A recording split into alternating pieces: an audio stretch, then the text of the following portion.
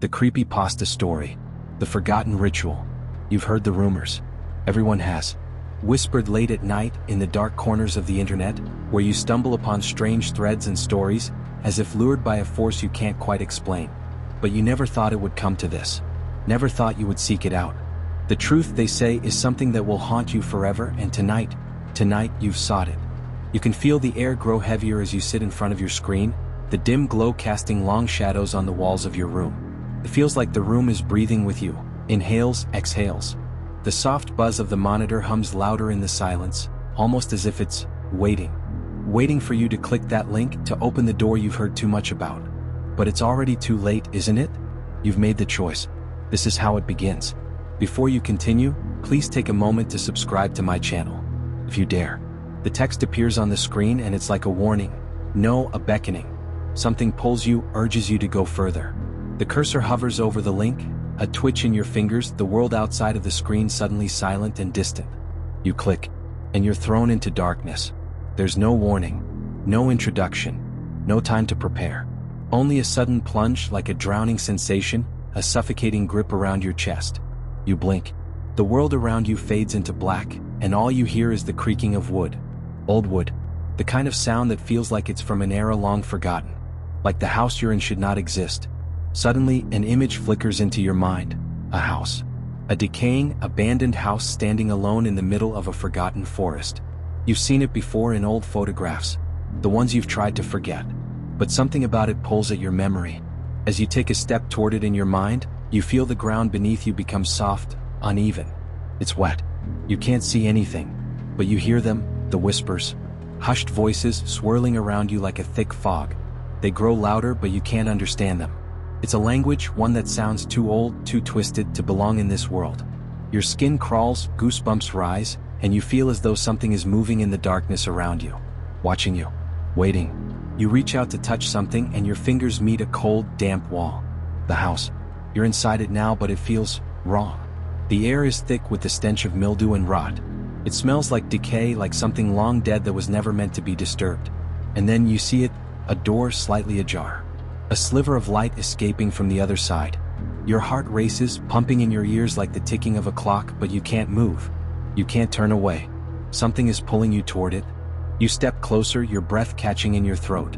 The door creaks open further, and in the dim light, you see what's waiting for you inside. The room. A small stone chamber. Its walls are lined with symbols, ancient and unsettling, carved into the rock like the scars of something that once lived. You've never seen them before, but you know what they are. They are warnings. Warnings that you should have heeded, that you should have listened to. And standing in the center of the room is a figure. Thin.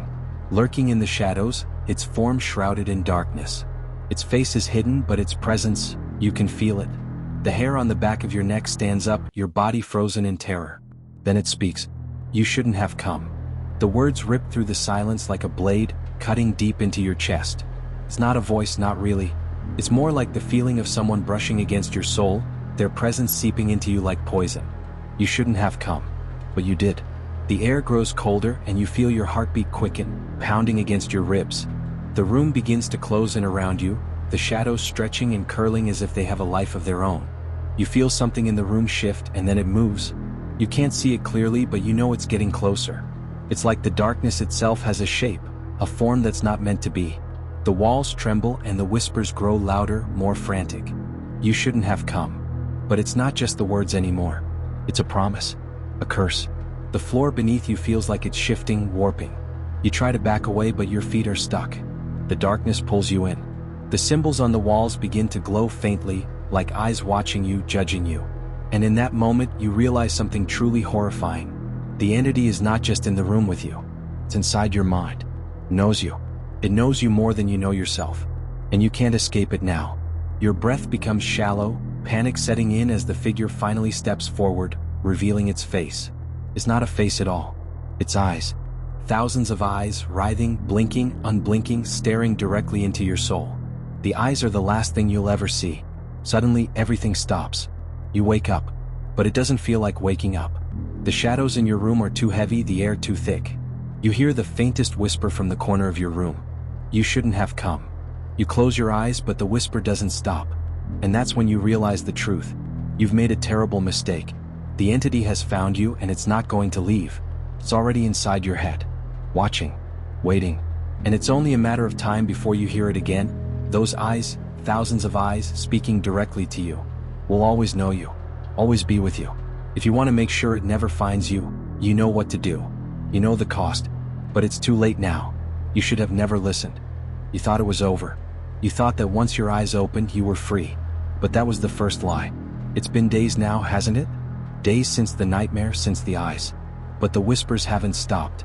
They've followed you, crawling through the cracks in your thoughts, growing louder with each passing hour. At night, when you lie in bed, they come to you in the dark, so close that you can almost feel them on your skin.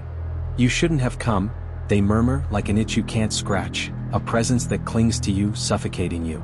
Your reflection in the mirror, how long has it been since you looked at it? The eyes. Those eyes. They're not yours anymore. They watch you from behind your own gaze like parasites, like something not quite human. Something that doesn't belong. You can feel them. Watching. Constantly watching. But it gets worse. You're beginning to notice changes in the world around you. Small things at first, things you can't quite explain. The shadows that twitch when your back is turned. The way the air feels colder, heavier, as though it's thick with something that shouldn't be there. You feel the eyes even when you're alone. They're watching you. You're starting to hear things too. Distant voices calling your name. Whispering your darkest fears, your regrets. The names of people you've never met but somehow know intimately. You don't recognize the voices, but they know you. They know everything about you. The corners of your room seem darker now, more oppressive. When you're alone, you could swear you hear something moving in the shadows, something that shouldn't exist in the world of the living. And then it happens again. You wake up in the middle of the night, drenched in sweat, heart racing. The whisper is louder now, so loud it's almost unbearable. It's no longer just a voice. It's a feeling, a presence, overwhelming and suffocating. You hear it clearly as though it's right next to you. You shouldn't have come. Your breath catches. You dare to open your eyes. The darkness in your room feels deeper, heavier, as if the walls themselves are closing in on you. A chill runs down your spine. And that's when you see it. The figure. Not just in your mind this time. No, it's right there, standing at the foot of your bed. The air is thick with its presence, and the shadows around it seem to bend, twist unnaturally. It's not like anything you've ever seen before. There's no real form to it, just a mass of shifting, writhing darkness. The only thing that's clear is the eyes. Thousands of them, scattered across its formless body, blinking, staring, watching you. You try to scream, but nothing comes out. Your throat is tight, your breath shallow. You want to move, to run, but your body refuses to obey. You're paralyzed, your limbs frozen, your heart pounding so hard it feels like it's going to explode. And then the whisper comes again. This time it's not just words. You invited me in. The voice reverberates through your skull, vibrating against your bones. It's inside your head, in your soul, and you can't escape it. The figure steps forward, the eyes closing in, filling the room with a suffocating weight. They burn into you, into the very depths of your being, tearing at the fabric of your reality. You try to look away, but you can't. They're in your mind now. They know you. They know every thought, every secret, every fear you've ever had. The whispers are growing louder, more frantic, as if they're feeding on your terror, drinking it in like blood. You shouldn't have come. It's not just a warning anymore. It's a promise. The figure reaches out, its form flickering like the last embers of a dying fire. Its touch, when it finally lands on your arm, is cold, freezing like death itself. Your skin burns where it makes contact, and you feel something begin to pull inside you, something ancient and vile, like the very essence of fear is being ripped from your soul. And then, just as you think you can't bear it any longer, you hear something else. A voice, a new voice, deep and guttural but familiar. Welcome home. The room goes completely still. The oppressive weight in the air lifts, but the figure is still there, hovering over you, the eyes never leaving your face. Your body finally moves as though it's no longer under your control. You stand, slowly, mechanically, and take a step forward. The figure's form shifts, welcoming you into its embrace. It pulls you toward the shadows, toward the darkness. You feel it now, creeping at the edges of your consciousness, seeping into the very fabric of your reality. The shadows are not just in the room anymore. They're in you. The eyes follow you, always following, always watching.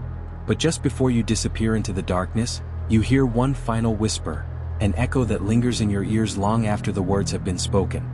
You shouldn't have come. And then there's nothing. You wake up again. But this time you're not alone. You never were. The eyes are still there, always watching. And now so are you. The nightmare never ends.